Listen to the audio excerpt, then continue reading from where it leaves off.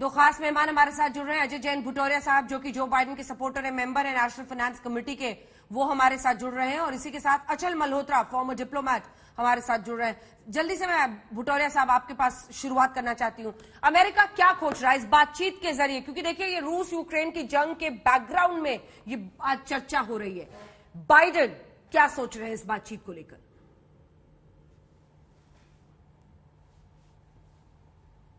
Mute है sir, unmute करें।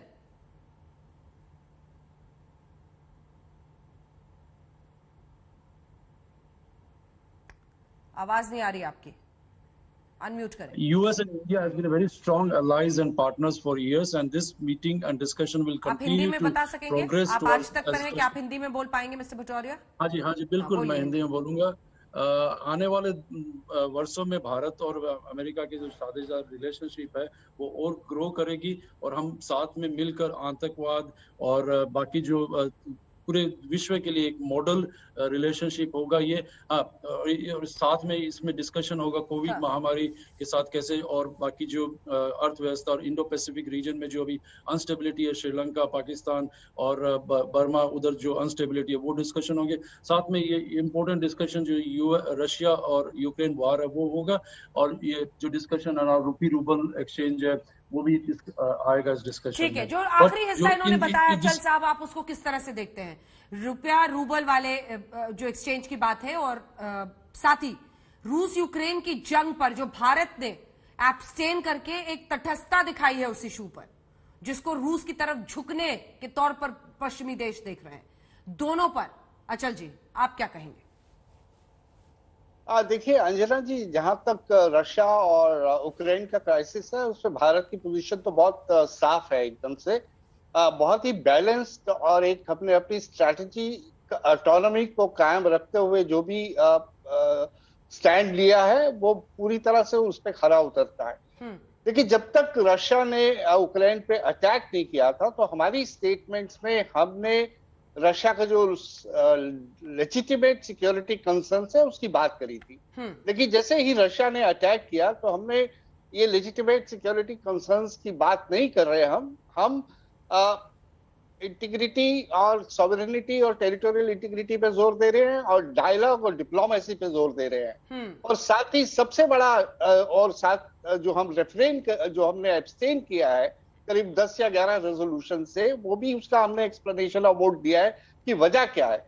सबसे इंपॉर्टेंट जो वोट था वो था जब यूएन ह्यूमन राइट्स काउंसिल से रशिया को निकालने की बात हुई थी। बिल्कुल, तो उसकी हित पे जो हमने स्टेटमेंट दी थी वो बहुत इंपॉर्टेंट है। क्योंकि देखिए, पूरा वेस्ट और जो अमेरिका और नेटो अलाइंस है उन्होंने ऑलरेडी प्री जज कर लिया, और वो हर तरह से रशिया को ब्लेम कर रहे हैं और उसे पनिश करने की दिशा में काम कर रहे हैं। बिल्कुल, और ब्लेम ही नहीं कर रहे सर, इंस्टिगेट भी कर रहे हैं, उकसा भी रहे हैं, पनिश भी कर रहे हैं, अपने तरीके से कर रहे हैं। बिल्कुल चाहते नहीं कि लड़ाई खत्म हो, चाहते नहीं है लड़ाई खत्म हो। हाँ, ये साफ संदेश दिखता है। मुझे पता नहीं इस पर भुटौरिया साहब क्या कहेंगे, लेकिन जल्दी से एक रिएक्शन ले लेते हैं। ललित गे झा, वरिष्ठ पत्रकार, हमारे साथ इस वक्त जुड़ रहे हैं।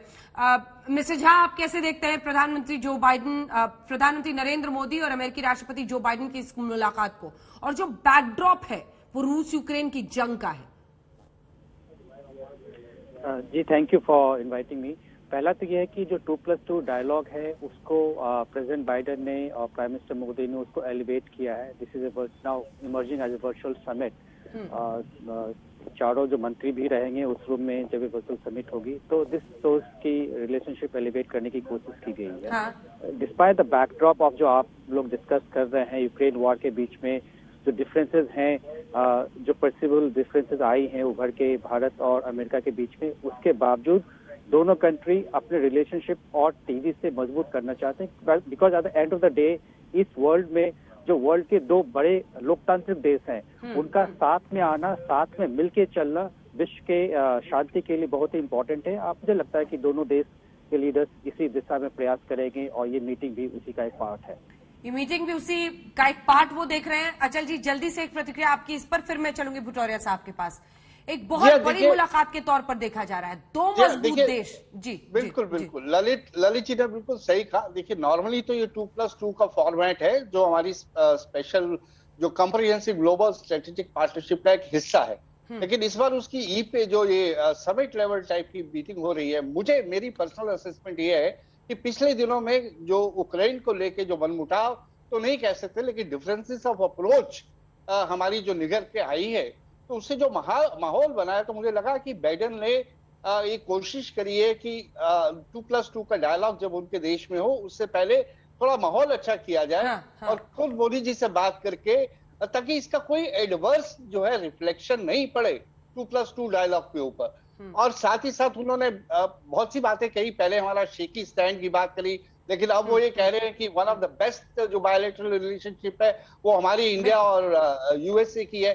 तो मुझे लगता है एटमॉस्फेरिक एक अच्छा माहौल बनाने की दिशा में काम किया है। बाकी भारत को कहां तक नज कर सकते हैं वो उन्होंने ऑलरेडी जज कर लिया है कि भारत ने कह दिया है कि 10 बार और नो फर्दर हम नहीं जाने वाले अपने नेशनल इंटरेस्ट और उसको बरकरार करके। हम अंधाधुंध वेस्ट और नाटो के साथ नहीं है, हम आपके साथ है। आपने कहा इंडो पैसिफिक की सिक्योरिटी एक इंक्लूसिव उसमें, तो हम आपके साथ है। और अचल साहब, भारत जिस तरह से टिका रहा है उसको आज पूरी दुनिया सलाम कर रही है।